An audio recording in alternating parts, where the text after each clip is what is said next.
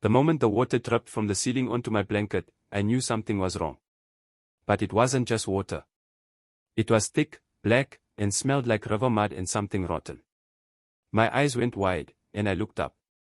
There, just above the thatch roof where the drip came from, was a tiny, wet, hairy hand, no bigger than a baby's, gripping the dry straw.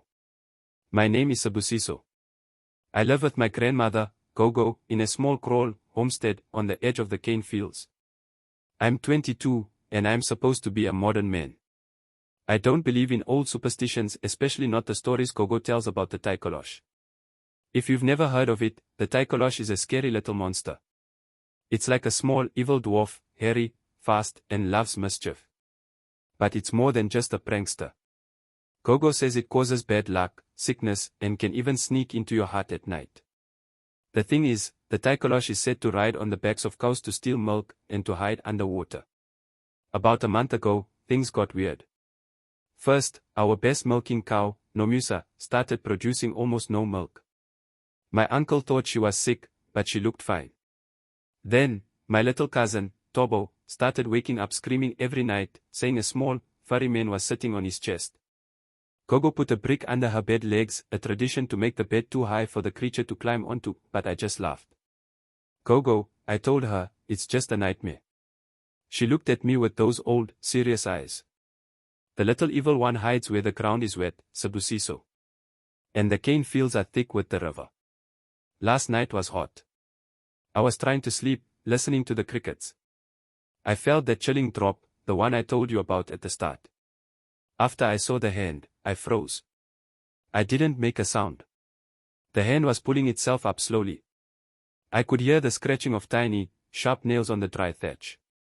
Then, a head popped over. It was small, with skin like wet leather, and covered in matted black hair, like a drowning animal. Its eyes were pure white and huge in the dark. It saw me looking. It didn't scream or growl. It just made this sound, a wet, giggling whisper that seemed to come from its throat and nose at the same time. The sound was so wrong, so happy and evil. I finally managed to sit up. It dropped the rest of its tiny, twisted body down onto the woven mat floor of my hut. It was about the size of a 5-year-old. It stood there, dripping that awful black water, its chest moving quickly with that horrible giggle. I scrambled off my mat and tripped over my own feet, backing into the wall. I saw something in its tiny hand. It was a piece of a rope, the kind we used to tie the goat. Before I could move, it was gone. Just a blur, a sudden splash sound that wasn't possible on a dirt floor, and the smell of mud was thick in the air. This morning, the elders came. They found the rope. It was the rope that held the door to the chicken coop closed. And all 50 of our chickens.